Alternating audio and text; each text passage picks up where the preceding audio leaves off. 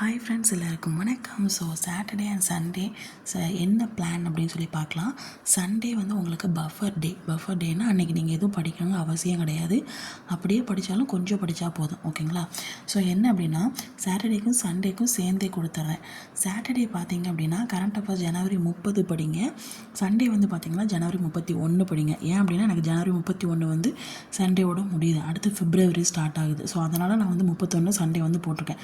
நீங்கள் வந்து ஜனவரி 1லேருந்து ஸ்டார்ட் பண்ணுறீங்கன்னா 1லேருந்து அப்படியே வரிசையாக எழுதுங்க, ஓகேங்களா?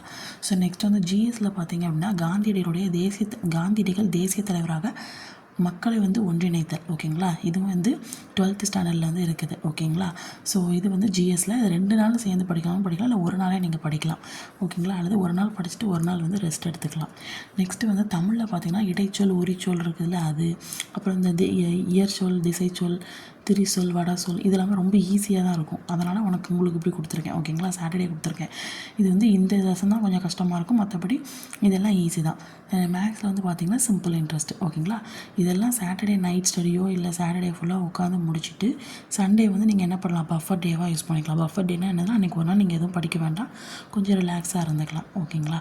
இல்லை நான் 2 நாளைக்கு டிவைட் பண்ணி படிச்சுக்கிறேன் அப்படின்னாலும் 2 நாள் டிவைட் பண்ணி படிச்சுக்கோங்க, ஓகேங்களா?